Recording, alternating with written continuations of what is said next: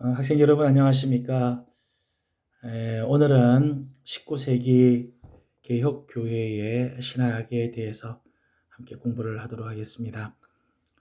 특별히 19세기의 슐라이어마허의 신학을 중심으로 낭만주의 시대의 개혁교회는 어떻게 발전을 했는지에 대해서 함께 공부를 하도록 하겠습니다. 프리드리히 슐라이어마허는 현대 신학의 아버지라 이런 별명을 가지고 있습니다. 또 교회의 황태자다. 존 갤뱅 이후에 가장 영향력이 있는 신학자다. 또 현대 종교와 현대 신학 사상의 창시자다. 이런 많은 칭호를 가지고 있습니다. 그만큼 그 시대에 개혁교회에 큰 영향을 미친 사람이라고 말할 수 있습니다. 슐라이어 마허가 활동하였던 19세기는 정통주의, 개신교 정통주의의 실증이 난 기독교 계몽사상가들, 또 낭만주의 사조의 시대였습니다.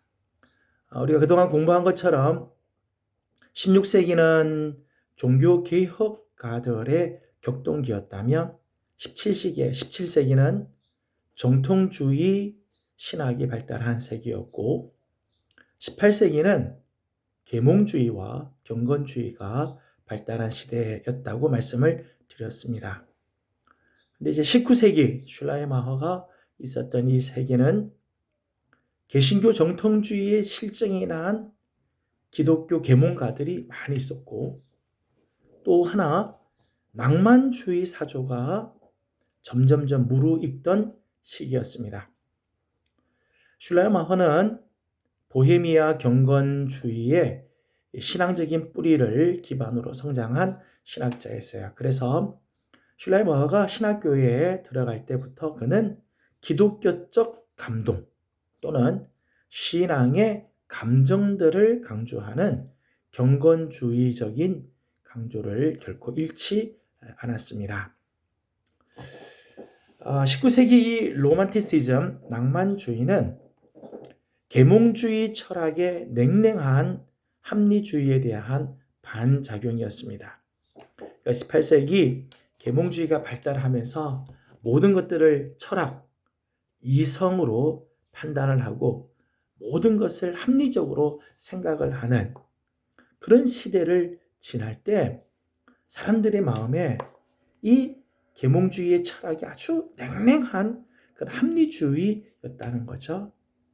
그것에 반해서 그 다음 세기 19세기에는 낭만주의가 나와서 인간의 감정과 상상력 또는 직관과 같은 것을 매우 중요하게 여겼다는 거예요.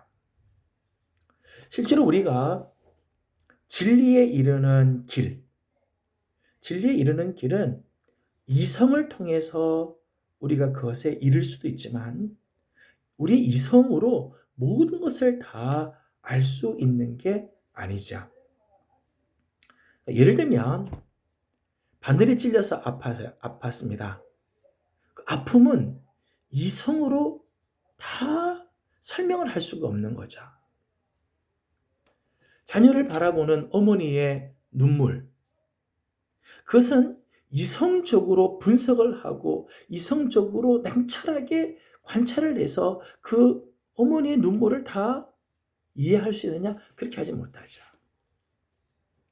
거기에는 인간의 또 다른 한 감각, 이 감정이라는 것을 통해서 그 사실을 알게 되고 이런 직관을 통해서 우리가 그런 것을 우리가 인식을 하게 되어지는 거죠. 그런 면에서 우리가 실제로 어떤 사실, 어떤 사건을 이해하는 데는 이성의 방법을 통해서도 우리가 알 수 있지만 또 다른 한 길은 감정이라고 하는 것을 통해서도 우리가 진리에 이를 수 있게 되는 거죠. 그런 면에서 낭만주의는 합리주의가 추구하였던 그 냉철한 이성, 철학적인 논리, 그거로 우리가 어떤 진리에 다 이룰 수 없다. 특별히 기독교의 진리에 이성을 통해서 우리가 접근한다는 것은 불가능하다.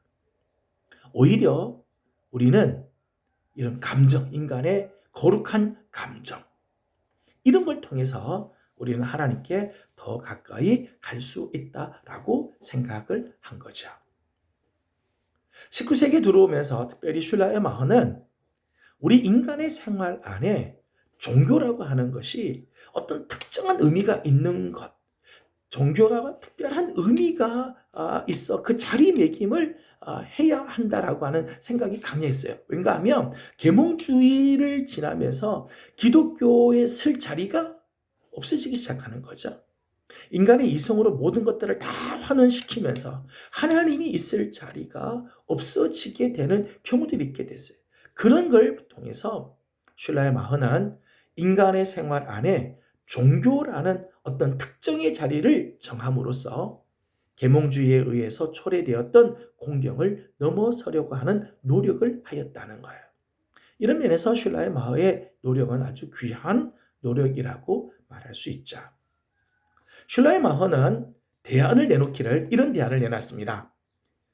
감정이라고 부르는 인간의 특별한 경험, 곧 직관적인 삶을 종교의 중심으로 격상시켰다는 거예요. 이게 슐라의 마허의 아주 중요한 부분이고 또 대안으로 내놓은 거죠. 이성의 대안으로 슐라의 마허는 감정이라고 하는 것을 내놓았어요.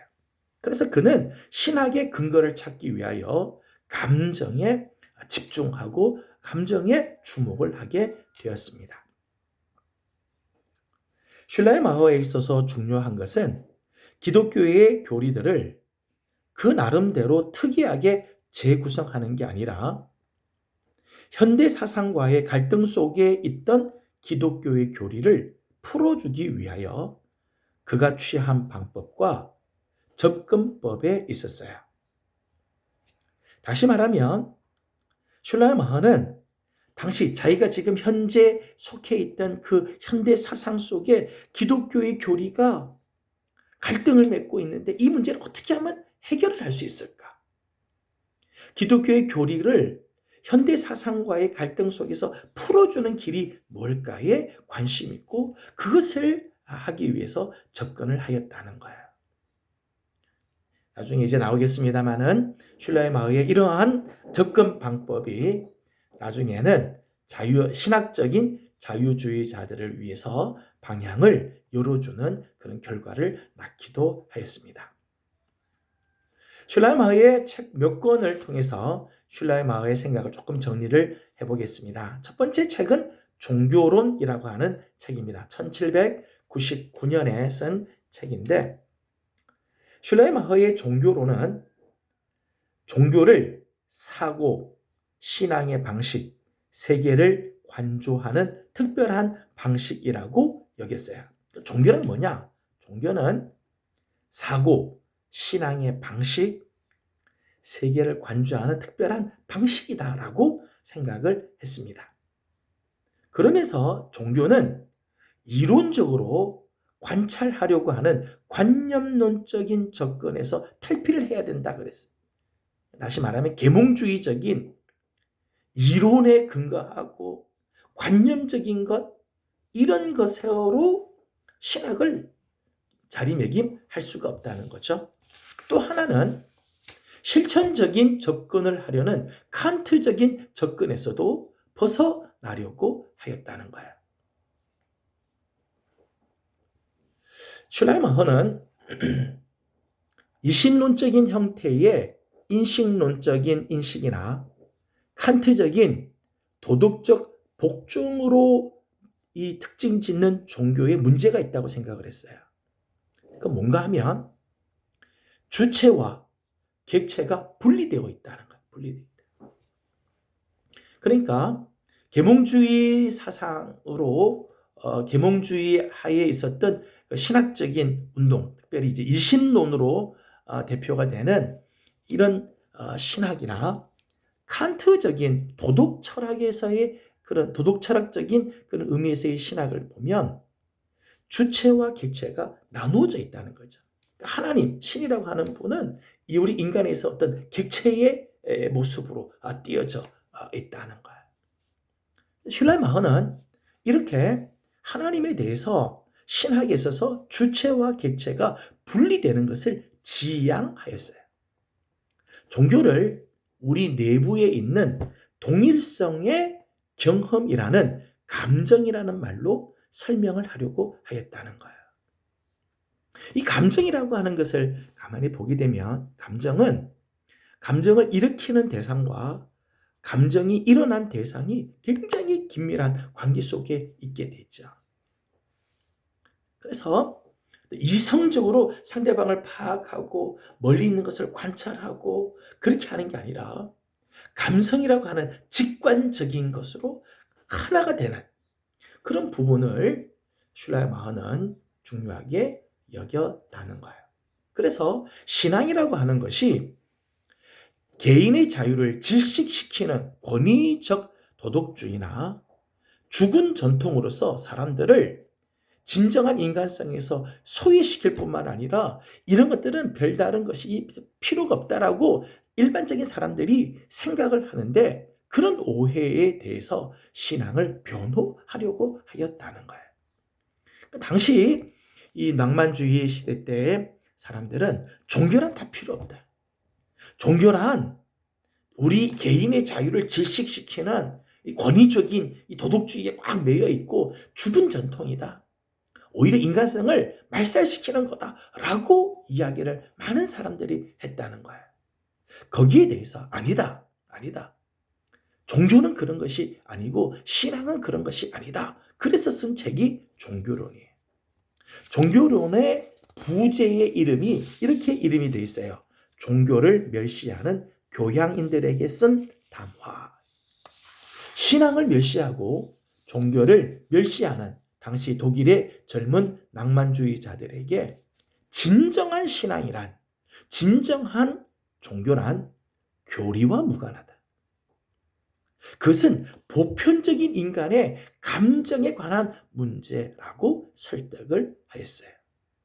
그래서 진정한 신앙은 하나님에 관한 교리적이거나 신조적인 명제에 복종하는 것과는 다른 살아계신 하나님과의 직접적인 관계라는 점을 입증하려고 하였다는 거예요.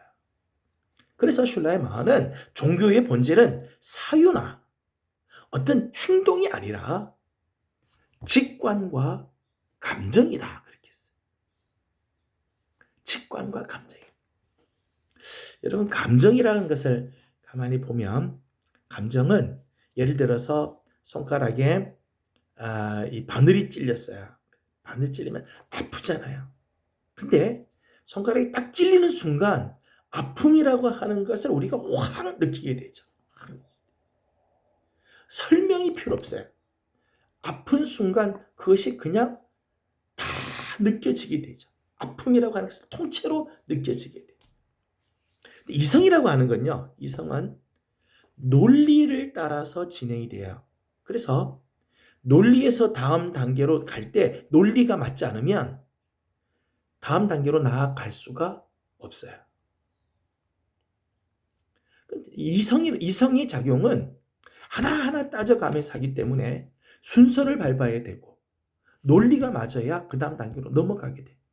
그게 빠지면 다음 단계로 넘어갈 수가 없는 거죠. 그러니까 진리의 그 핵심으로 가려면 여러 단계들을 거쳐서 가는데 감정이라고 하는 것은요. 감정은 느끼는 순간 그 순간 직관적으로 설명이 필요 없죠. 배워서가 아니라 그 순간 확 느껴지게 되는 거죠. 그런 면에서 종교의 본질은 사유나 이성으로 하는 사유나 도덕률에 의한 행위보다 직관과 감정이다. 그렇게 이야기를 하고 있어요. 종교가 우주에 대한 직관이다라고 하는 말은 하나님과 세계에 대한 관념이 분리됨이 없이 일치하고 있음을 강조하는 부분이죠. 그래서 슐라이마허는 모든 사람에게는 다 이런 종교적인 성향이 다 있다는 거야. 사람들마다 그 마음속에 다 종교적인 성향이 있는데 이런 종교적인 성향이 제약이 되게 되면 안 돼. 제약되지 않도록 제약이 될 때 이를 교육하도록 해야 되는데 이 종교적인 성향을 가장 제약하는 결정적인 방해물은 오성의 광기다. 우리 인간이 이성으로 자꾸 모든 것을 해결하려고 하면 할수록 우리는 실제로 종교적인 감성에 의해서 하나님께 나가는 길이 방해를 받게 된다는 거예요. 그러니까 종교적인 성향의 결정적인 방해물은 오히려 오성의 광기다. 그렇게 이야기를 하죠. 이게 이제 종교론에서 슐라이마허가 주장한 내용입니다. 두 번째 책은 신학 연구 입문을 위한 간단한 개요라고 하는 책입니다. 1811년에 쓴 책입니다. 여기서 슐라이마허는 신학의 목적은 그리스도교 교회를 위한 성실한 안내자의 역할을 하는 것이다 라고 밝혔어요.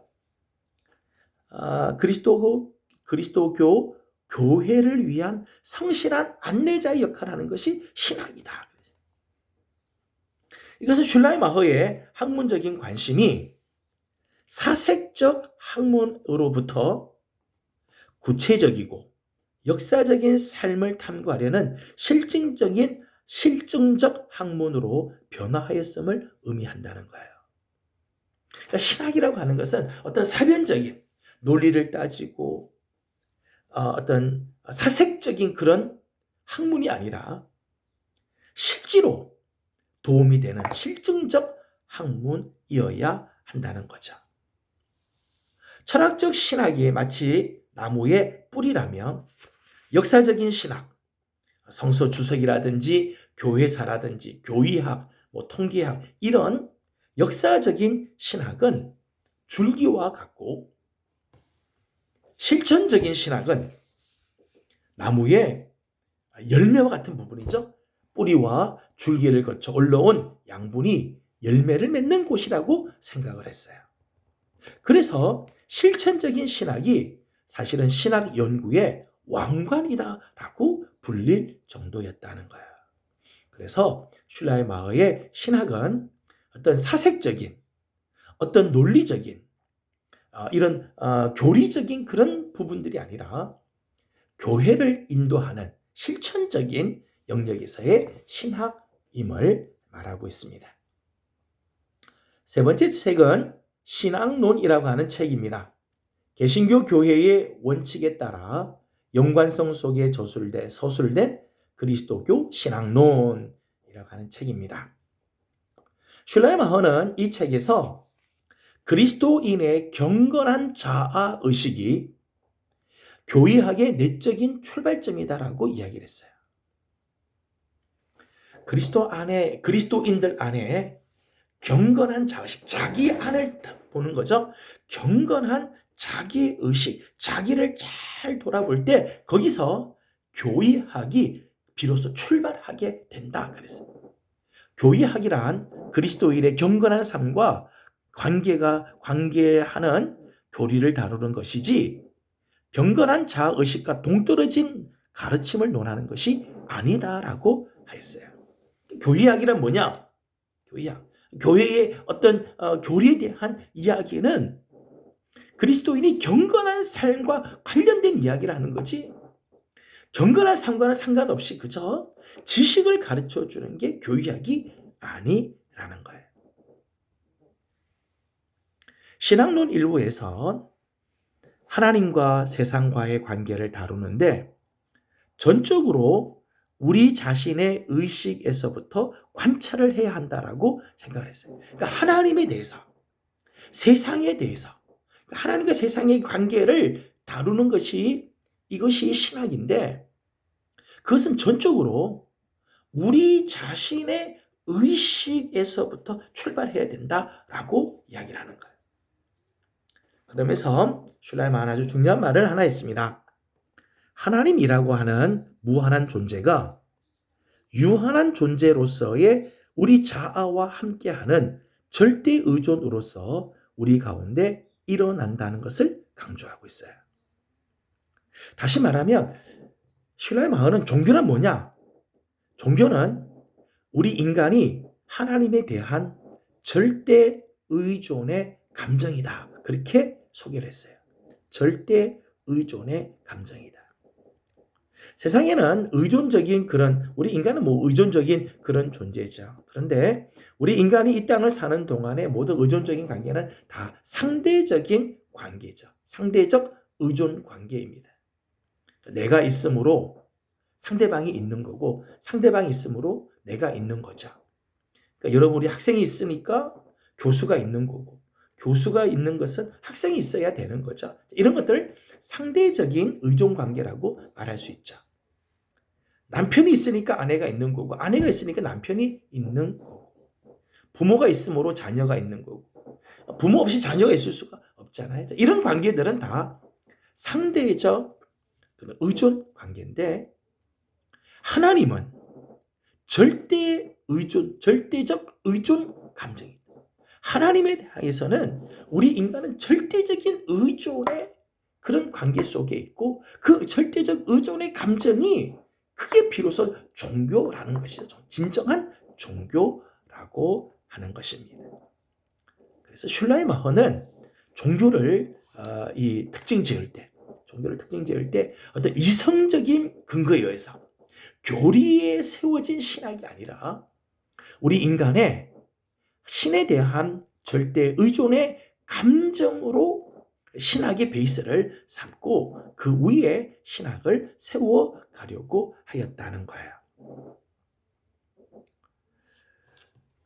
그래서 이 슐라이마허의 이 신학론에서 보게 되면 아주 참 특징적인 그런 부분들이 있죠. 특징적이 있어요. 하나는 주체적인 신앙에 우위를 두고 있다. 그러니까 내가 깨닫는, 내가 만난 하나님, 내가 의식하는 하나님, 우리 주체적인 신앙이 아주 중요한 역할을 하고 있다고 지적을 하고 있어요. 또 그리스도의 신앙의 내용을 상호 연관성 속에 찾는 일이었는데, 이 모든 서술의 출발점이 자아의식이었다는 거예요. 자아의식. 세 번째는 신학이 실증 학문으로서의 기능을 수행할 때 그 대상을 개신교회로 분명하게 정하였다는 것입니다. 그러니까 실증 학문으로서의 신학을 이야기할 때 가장 자아의식, 하나님에 대한 절대 의존의 감정이 가장 잘 나타난 것이 개신교회다라고 생각을 했어요. 그리고 직관과 감정이라는 종교 인식의 주제가 절대 의존의 감정을 핵심으로 하는 감정의 신학으로 변모하는 과정을 나타나게 되었습니다. 그래서 슐라이마허의 신학은 하나님에 대한 절대 의존의 감정의 신학이라고도 말할 수 있고요. 또 다른 표현은 경건한 자아의식. 그러니까 하나님에 대한 절대 의존의 감정은 경건한 자아의식 속에서 이루어지니까 경건한 자아의식의 신학이다라고 말을 할 수가 있습니다. 이러한 슐라이마허의 신학론은 계몽주의자들에게는요, 전통주의자들에게는 계몽주의 시대에 반초자연주의적 정신을 용인한다는 합의각서와 같은 것으로 여겨졌어요. 그래서 슐라이마허의 이런 이야기가 전통주의자들에게는 반초자연주의적 정신을 용인한 것과 같다. 마치 하나님에 대해서 말하는 것 같지만 슬쩍 위장하여서 인간에 대하여 말하려고 하는 시도다라고 여겨졌다는 것. 반면에 진보주의자들에게는요, 이것은 유행이 다 지난 권위주의적 교의서로부터 진정으로 신학을 해방시키며 동시에 과학과 갈등하지 않는 진정한 의미의 현대적 기독교 신앙 형태로 전이하였다라고 여겼다는 거예요. 그러니까 슐라이마허에 대한 생각, 슐라이마허에 대한 이런 평가가 굉장히 극과 극으로 나눠지게 되는 거죠. 그래서 실제로 슐라이마허는 낭만주의를 지나면서 기독교를 살리고 계몽주의를 지나면서 기독교가 아무 힘없는, 정말 아무 힘없는 그런 기독교, 그리고 종교라고 하는 것 자체가 아무 쓸모없다고 생각하는 사람들에게 종교는 정말 유의미한 거다, 종교는 정말 필요한 거다 라고 하는 부분을 강조하고 그것을 종교의 어떤 가치를 부여해 주는, 그리고 다 죽어가는 신학을 다시 살리려고 하는 그런 역할을 함과 동시에, 또 다른 하나는 진보주의자들, 자유주의자들에게 새로운 길들, 물꼬를 터주는 그런 역할을 하게 되었다는 거예요. 이제 슐라의 마허의 모습입니다. 이제 슐라의 마허의 생각들을 이제 결론으로 여러 가지를 정리를 하면서 생각을 해보도록 하겠습니다. 종교론이라고 하는 조술은 18세기 교리 및 교파 중심적 정통주의의 종교 이해와 이를 비판하는 이성 중심적 계몽주의의 오랜 논쟁 가운데서 설 자리를 잃어가던 기독교와 교회의 본질에 대한 문제를 제기하였다는 점에서 의의가 있습니다. 슐라이마허의 역사적인 의미죠.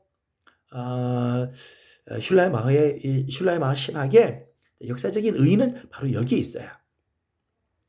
오랫동안 정통주의, 17세기 정통주의적인 그런 생각, 그리고 또 18세기의 계몽주의적인 그런 생각 속에서 기독교가 설 자리가, 사람들이 기독교는 너무 실증이 나고 정말 이런 것이 필요하냐, 이런 종교가 정말 필요하냐라고 말할 정도로 기독교와 교회가 설 자리를 잃어버렸을 그때 교회의 본질이 뭐냐, 기독교의 본질이 뭐냐를 이야기를 하면서 기독교가 서야 할 자리를 세워주는 일을 했다는 것.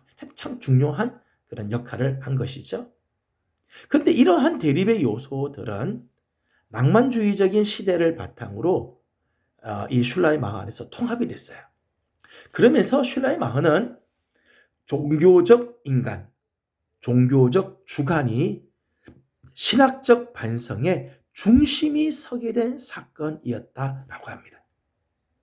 다시 말하면 인간 중심적 신학의 출발이 시작되었어요.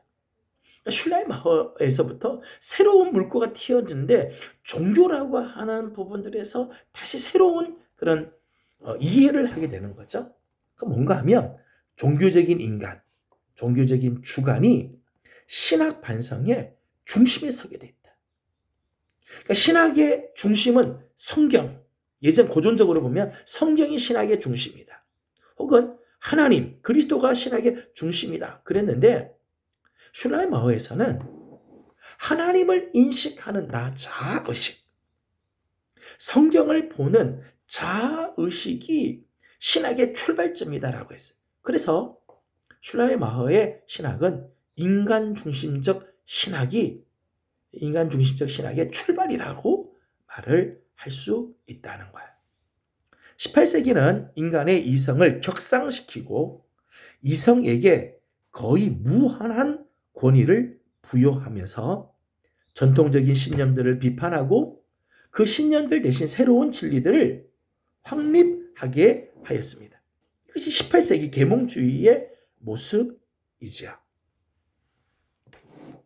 슐라이마허 신학은 어떤 부분에서 본다면 칸트가 설정한 이성의 한계를 받아들이면서 반면에 그의 종교 비판에 대한 대안을 제시하려는 시도로 나온 것이었어요. 그러니까 18세기 계몽주의자들이 비판하는 그 비판을 받아들이면서도 그 비판을 우리가 어떻게 극복을 할 것인가, 그 부분을 연구한 것, 그 부분에 대한 고민이 슐라이마허의 신학이라고 말할 수 있죠. 그래서 계몽주의 시대 때, 18세기 계몽주의 시대 때는 역사 비평이라고 하는 학문을 통해서 기독교가 막 흔들리게 되고, 자연의 움직임 속에는 자연의 법칙이 지배하고 있기 때문에 거기 자연의 법칙에 무슨 기적을 기대하거나 어떤 믿음이 그런 것이 아니다. 자연은 자연 그대로 놔두면 된다라고 하는 생각을 갖게도 되고, 또 세계의 다른 종교들에 대한 지식들이 점점점 퍼지면서 기독교의 유일성에 대한 질문들이 제기가 되었어요. 그래서 18세기를 지나면서 기독교는 위기를 만나는 거죠. 역사 비평, 자연법 사상, 세계의 다른 종교들을 알게 되는 지식들, 이런 것들을 통해서 18세기 계몽주의 시대 때는 기독교가 그 자리를 제대로 차지할 수 없을 정도였다는 거야. 슐라이마허의 신학은 이런 문화적인 맥락 속에서 나타난 새로운 상황이죠. 낭만주의 운동이었어요. 그들은 자연의 생동감이라든지 인간이 가지고 있는 감정의 힘과 상상력 같은 것을 회복하기를 원했어요. 감정을 강조하는 낭만주의로부터 슐레마허는 현대 문화의 정신과 갈등을 빚지 않을 기독교 재편의 단서를 발견하게 됐어요. 낭만주의에서 주장하는 이 감정, 낭만주의에서 이 강조하는 어떤 이런 생동감, 상상력, 이런 것이 지금 계몽주의, 현대 이 문화 사상과 지금 기독교가 막 갈등을 빚고 있었는데 더 이상 이런 사상과 갈등을 빚지 않을 기독교를 다시 재편할 수 있을 거다라는 생각을 가지게 된 거죠. 그래서 슐레마허는 직관을 통하여 하나의 대안적인 접근을 제공하였습니다. 그는 인간이 가지고 있는 근본적이며 보편적인 인간의 감정, 곧 실제 전체에 대한 의존의 감정에 주목을 하게 되었습니다. 우리 인간에게 있어서 가장 근본적인 게 뭐냐? 우리 인간에게 있어서 정말 보편적으로 사람들이 가지고 있는 것이 뭐냐? 그것은 어떤 실제, 신에 대한 의존의 감정이다라고 생각을 했어요. 슐레마허는 합리주의와 전통 사이에 놓인 이 궁색한 문제, 합리주의와 기독교의 전통 사이에 갈등이 있고 그 갈등에 대해서 뭐 이런 변명하고 저렇게 하더라도 이게 다 궁색해 보였다는 거죠. 놓인 이 궁색한 문제는 하나님에 대한 권위적인 명제가 신에게 근거가 되기보다 인간의 경험, 특히 절대 의존 감정이 그 근본이 될 때 이 문제가 해결될 거다. 합리주의와 기독교와의 갈등의 이 모든 문제들은 교리적인 문제로는 해결이 안 된다. 명제적인 문제로는 해결이 안 된다. 오히려 인간의 근본적인 경험, 하나님에 대한 절대 의존의 감정의 근거에서 시작할 때 이 문제가 해결이 될 수 있다라고 생각을 하는 거죠. 슐레마허는 자기 이전에 있었던 신학에 대해서 이렇게 비판을 합니다. 정통주의는 하나님에 대한 교회의 교리, 그러니까 하나님에 대한 교리들을 쭉 이야기를 하잖아요. 정통주의에서는 하나님에 대한 것들을 교리를 막 만드는데 그 교리와 하나님 자신을 혼동했다는 거예요. 교리를 아주 정교하게 만들면 우리가 하나님을 다 안다고 생각하는데 사실은 그렇지 않다는 거예요. 그것은 하나님에 대한 교리이지 그것 자체가 하나님이지 않다는 거예요. 그래서 정통주의에서는 교리를 아주 첨예하게 만들고 명제를 잘 만들려고 애를 쓰지만은 정작 하나님을 만나지 못했다는 거예요. 또 계몽주의의 경우를 보게 되면 계몽주의는 이신론적인 접근, 그러니까 이 이성과 신앙을 짬뽕시킨 이 이신론적인 접근을 보게 되면 메마르고 싱거운 자연주의적 신앙으로 인도하는 하나의 종교 철학과 같다는 거예요. 그러니까 계몽주의에서 이야기하는 신을 가만히 보면 아무런 감동이 없는, 계몽주의에서 이야기하는 신은 나하고는 뭐 아무런 만남이 없는 그런 신에 대한 이야기는 하지만은 그저 밍밍한 신, 그런 모습이었다는 거죠. 그러면서 슐레마허는 신학은 하나님에 대한 인간의 경험에 인간적인 성찰로 간주를 했어요. 신학이란 뭐냐? 하나님에 대한 우리 인간의 경험, 우리 인간의 이 경건한 자의식을 가만히 성찰할 때 우리는 비로소 하나님이 누군지를 알게 된다는 거죠. 그것은 영원하고 권위적인 명제들이 아닌 종교적 경험이 신학적 성찰의 진정한 근거가 된다고 하였어요. 그래서 슐라이마허는 종교를 감정과 동일시했어요. 근데 이제 정확히 말하면 이때 말하는 감정은 우리가 생각하는 이런 이 감정, 이모션, 독일에서는 게퓨올이라고 이야기를 하는데 게퓨올이라고 하는 것은 어떤 심오한 어떤 깊은 의식을 이야기를 해. 어떤 면에서 느낌 이런 거죠. 느낌. 슐라이마허가 말하는 이 감정은 성찰, 이성으로 성찰하는 이전의 단계. 뚜렷한 사고와 감정 이전에 혹은 그 밑에 깔려 있는 그것을 감정이라고 이야기해요. 그러니까 희노애락, 단순히 희노애락을 말하는 게 아니라 우리가 무엇을 파악하기 전 이전의 상태에 있는 그것을 감정이라는 단어로 이제 소개를 하는 거죠. 우리 인간은 무엇인가를 파악하기 전에 우리 안에 보편적으로 근본적으로 사람들 마음속에 깔려있는 이 의식들이 있다는 거예요. 그걸 자세히 보게 되면 우리는 하나님에 대해서, 세계에 대해서 알 수 있다라고 생각을 했어요.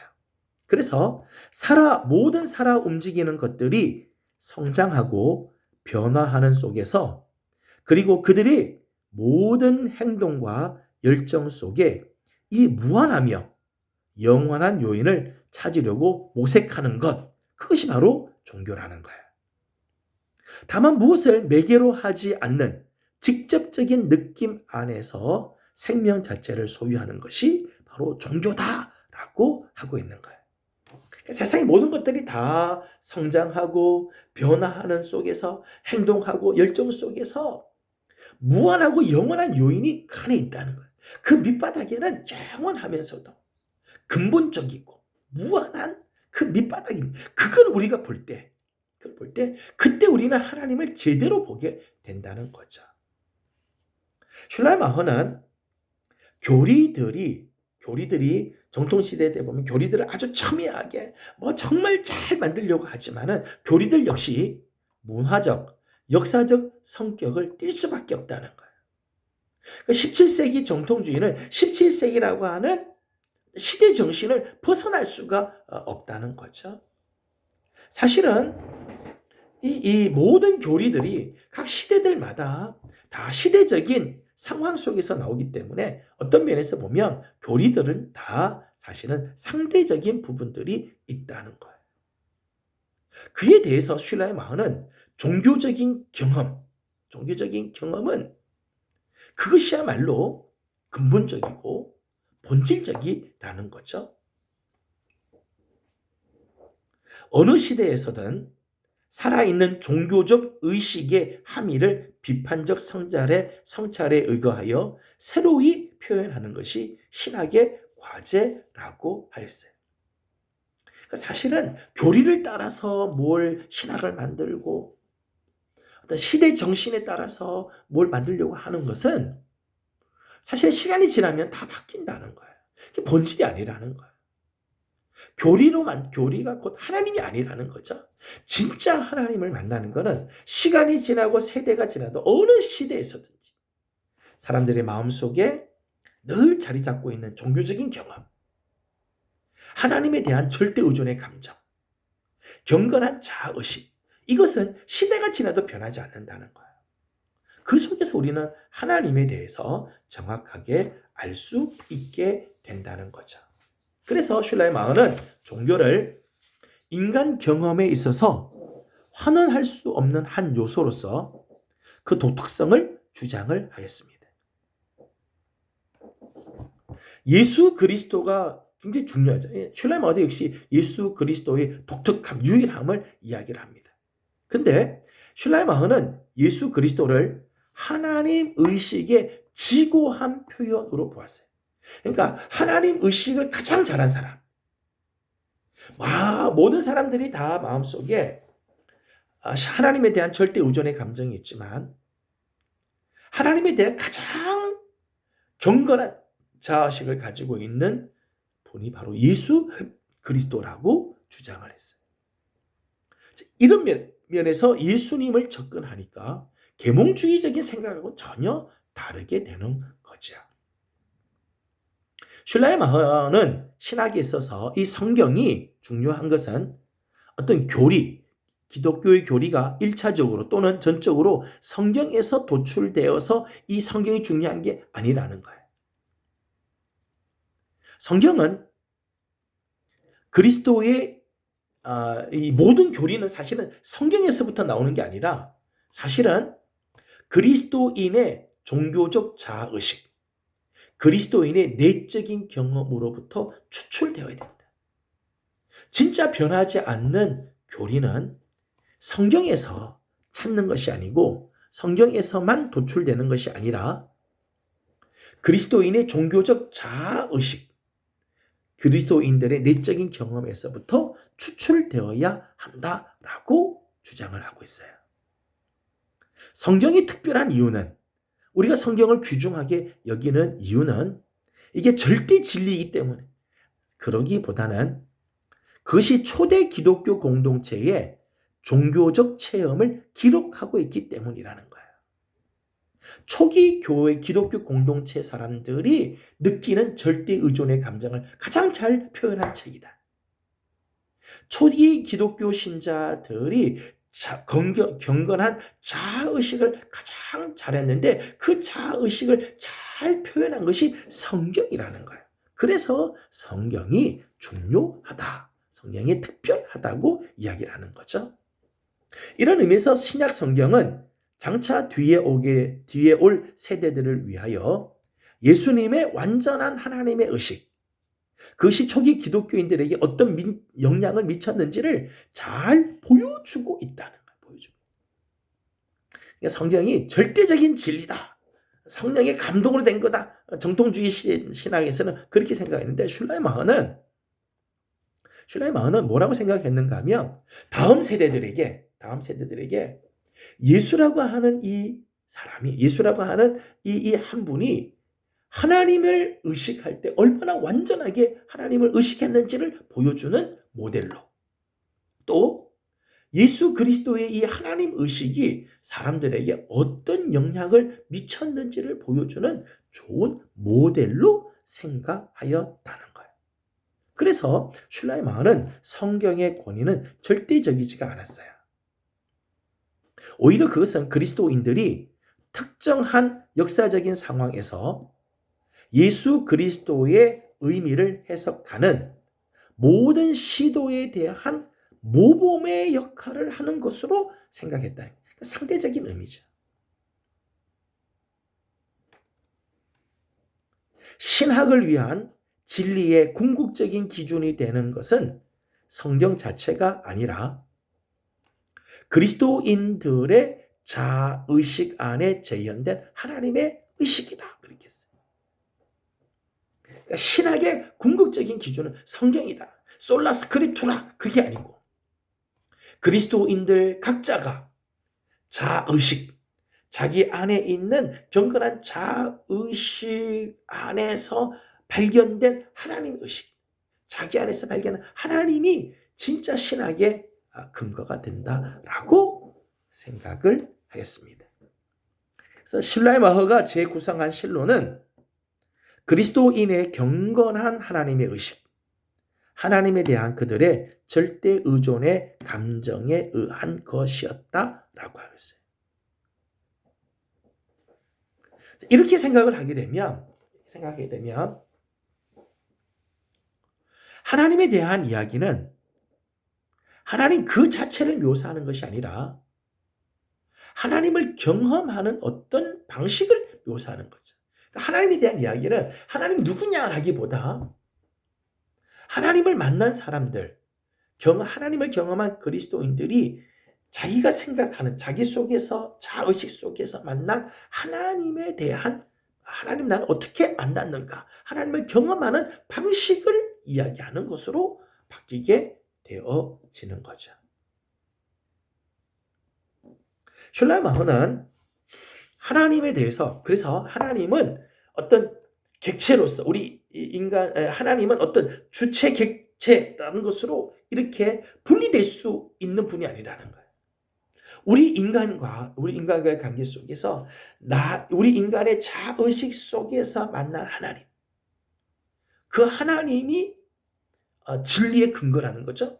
이런 면에서 슐라이마허는 하나님은 모든 것을 결정짓는 실제이면서 선과 악을 포함한 모든 것의 궁극적인 원인이고 행동의 주체나 객체일 수가 없는 분이다라고 결론을 내렸어요.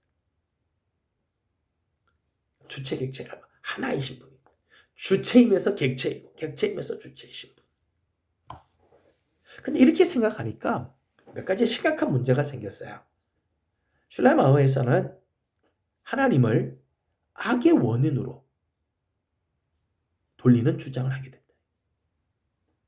악은 선뿐만 아니라 악 모두가 다 하나님에서부터 나왔다라고 생각을 하게 돼요. 슐라이마허는 이렇게 주체 객체가 일치가 되기 때문에 하나님이 이 세상 속에 완전히 내재한 분으로 생각했어요. 하나님은 이 세상 가운데 오늘 우리 가운데 하나님 완전히 내재해 있어서 오늘 우리 안에서 하나님을 다 볼 수 있다는 거죠. 그렇기 때문에 슐라이마허는 기적의 현실성에 대해서 단호하게 거부해요. 기적이라고 하는 것은 어떤 하나님이 정하신 어떤 자연의 법칙 이외에 다른 것으로 튀어나오는 게 기적이잖아요. 근데 이미 하나님은 이 자연 속, 이 모든 실제 속에 하나님이 다 내재해 있기 때문에 하나님이 당신이 속해 있는 이 세상 이외에 다른 방식으로 행동하시지 않는다는 거예요. 그렇기 때문에 기적이라는 것을 대해서 단호하게 거부하죠. 또 중보기도라고 하는 것이 효과가 없다는 거예요. 중보기도라고 하는 것은 어떤 하나님이 정하신 일이 있는데 이것 이외에 다른 길로 가도록 기도하는 게 중보기도라면 하나님은 이미 이 역사 속에 당신이 내재하여 지금 일을 이루시는데 그 하나님에게 또 다른 길을 해달라고 말하고 부탁하고 기도하는 것은 의미가 없다는 거죠. 그래서 슐라이마허는 기적도 거부하고요. 기적을 이루기 위한 중보기도도 효과가 없다라고 생각을 하게 됐어요. 슐라이마허는 초자연적인 것에 대한 전반적인 생각을 위험한 것으로 간주했어요. 초자연적인 것. 이런 것들은 이미 의미가 없다는 거. 왜요? 하나님은 이미 우리 안에 실제와 객체가 하나가 되어서 이 세상 안에 내재해 있기 때문이라는 거예요. 슐라이마허의 신론을 보게 되면 범신론은 아니지만 만유제신론이라고 말합니다. 만유제신론. 이 세상 모든 것 안에 하나님이 이미 내재해 있다는 거예요. 슐라이마허는 하나님을 이 세상으로부터 분리하지 않아요. 또 세상을 하나님으로부터 분리하게 하는 것을 거절합니다. 하나님을 멀리서 이 세상을 다스리는 어떤 위대한 인간과 같은 존재로 생각해서는 안 된다는 거예요. 훨씬 더 중요한 것은 하나님을 어떤 객체처럼 취급해서도 안 된다는 거예요. 하나님은 우리의 어떤 파악의 대상이 아니에요. 하나님은 오늘 이 세상 가운데 계시는 분이죠. 또 하나님은 이 세상을 만들어 놓고 저 뒤에서 그냥 구경만 하시는 분이 아니라는 거예요. 그래서 슐라이마허에서는 이 하나님을 주체와 객체가 분리되지 않은 그래서 이 세상 안에 거하시는 분으로 생각하죠. 슐라이마허에 있어서 하나님은 절대적이며 모든 것을 결정하고 모든 것 안에 내재하는 초인적인 능력인데 피조성이 그 존재에 부과하는 모든 차별성을 뛰어넘는다고 했어요. 하나님은 이 세상 모든 것 안에 내재하시면서 결정하시고 이 모든 것에 대한 절대적인 힘을 가져서 이끌어 가시는 분이시다라는 거죠. 슐라이마허는 전통적인 성육신 교리를 거부합니다. 그러니까 하나님의 아들이 육신이 되어 우리 가운데 오신 신성과 인성을 가지고 계신 분, 정통적으로는 이렇게 생각을 하잖아요. 슐라이마허는 예수는 하나님이 인간이 되신 분이 아니라 하나님 의식이라고 하는 경험을 가지고 있는, 완벽한 하나님 의식을 가지고 있는 엘리트였다라고 생각을 해요. 슐라이마허의 예수님의 이상성, 예수님의 신성이라고까지도 말할 수 있는 것은 예수님이 하나님에 대해서 가장 완벽하게 의식을 했다는 거죠. 예수의 자의식, 예수의 경건한 자의식은 거의 완벽한 하나님의 의식을 가지고 있었다는 그런 면에서 예수님은 신성을 갖고 있다. 뿐만 아니라 예수님은 당신이 하나님에 대해서 의식하는 것을 다른 사람에게 전달을 했다는 거예요. 예수를 만난 사람은 하나님을 알게 됐다는 거예요. 예수를 만난 사람은 예수가 자기 안에 있는 자의식 속에서 하나님을 경험하고 하나님을 의식하는 그 의식을 접하는 사람들마다 하나님을 알아가게 되었다는 거죠. 그런 면에서 예수는 신성을 가지고 있다라고 말하기에 충분하다는 거예요. 예수님의 구속 사역은 십자가에서 죽으심이 아니라 이러한 하나님의 의식을 다른 사람과 나누는 것이다. 예수님이 사람을 구원해 주신 것은 십자가에서 죽어서 피를 흘렸다는 정통주의 생각인데, 슐라이마허는 예수님의 메시아성은 당신이 가지고 있는 하나님의 의식을 다른 사람에게 나누어 줌으로 그들도 하나님을 알게 되고 그들도 하나님이 저들 속에서 역사하는 것을 깨닫게 되면서 하나님을 만나게 하는 것, 그것이 그리스도의 메시아성이다라고 생각을 하였다는 거예요. 후에 바르트는 이 슐라이마허의 신학적인 사조, 신학적인 생각에 대해서 이렇게 말을 했습니다. 슐라이마허의 신학은 지나치게 인간 중심적으로 만들었고, 결국은 20세기 중반에 어떤 신학자들이 나서서 하나님은 죽었다고 선포해 버리게 하는 노선을 설정했다라고 비난을 했습니다.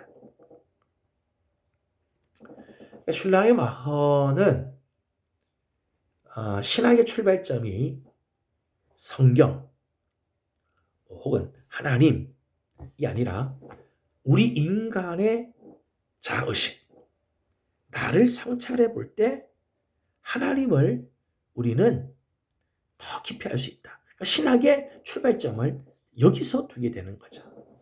그러니까 성경에 대한 절대적인 권위가 굉장히 낮아지게 돼요. 이게 그 다음 세대에 자유주의 신학으로 넘어가게 되면 자유주의 신학에서는 이런 것들이 이제 확 펼쳐지게 되죠.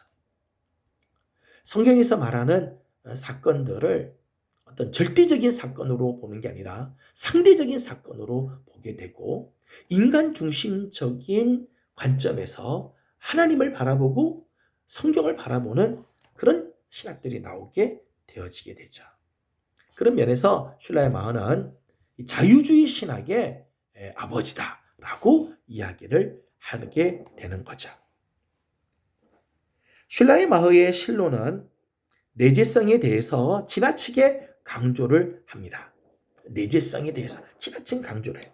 하나님의 행동을 자연과 거의 동일시한 나머지 구속이 하나님의 행동인 것만큼 악과 고통 역시 하나님의 행동에 의한 것이라고 결론을 내려요. 하나님과 이 세계를 상호 연관 지으면서 이 둘 사이에 불가분의 관계에 있다고 말한다는 면에서 슐라이마허의 신론은 만유재신론적이다라고 표현하는 것이 최선일 것입니다.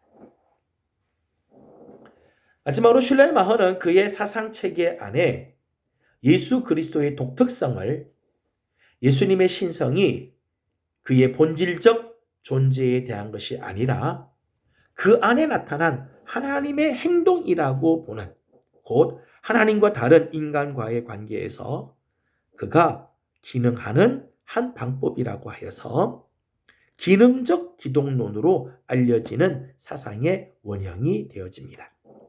그러니까 슐라이마허의 기독론은 예수 그리스도의 신성을 강조하는 본래 하나님의 아들로서 우리 성유신하에 우리에게 오신 예수님, 이런 예수님의 이 신성을 말하는 게 아니라 예수는 자기 안에 일어난 하나님의 행동, 자기 안에서 자의식을 통해서 발견한 그 하나님을 다른 사람과의 관계 속에서 알려주는 역할을 하게 되죠. 그래서 이 슐라이마이의 기독론은 기능적 기독론이에요. 예수는 다른 사람에게 하나님을 알려주는 어떤 기능적인 역할을 했다. 그래서 기능적 기독론이라고 기능적 기독론으로 알려지는 사상의 원형, 이런 모델이 되어가는 것입니다. 자, 오늘은 슐라이마허 19세기 낭만주의를 이끌어갔던, 낭만주의 시대를 이끌어갔던 개혁신학자 슐라이마허의 생각을 통해서 17세기 정통주의와 또 18세기 계몽주의와는 다른 또 하나의 신학적인 사조에 대해서 함께 공부를 했습니다. 여러분 모두 수고를 하셨고요. 여러분 이제 강의를 듣고 난 다음에 여러분들이 한번 연구하고 한번 정리해 볼 부분은 슐라이마허의 낭만주의는 계몽주의와 어떤 차이가 있는가? 또 슐라이마허가 이렇게 낭만주의적인 입장에서 이런 생각을 하게 된 원인이 과연 뭐가 있을까? 슐라이마허는 왜 이렇게 종교에 대해서, 하나님에 대해서, 예수님에 대해서 이런 생각을 하게 되었는가? 여러분 나름대로 찾아도 보시고요. 여러분의 생각대로 한번 정리를 하셔서 19세기 슐라이마허의 신학이 나타나게 되었던 역사적인 배경, 슐라이마허가 고민했던 부분, 슐라이마허가 강조하려고 했던 내용들은 어떤 것인가를 나름대로 정리를 해서 레포트를 제출해 주시면 감사하겠습니다. 오늘 수고하셨습니다. 좋은 하루 되시고 하나님의 귀한 은혜가 여러분과 함께 하길 바랍니다. 감사합니다.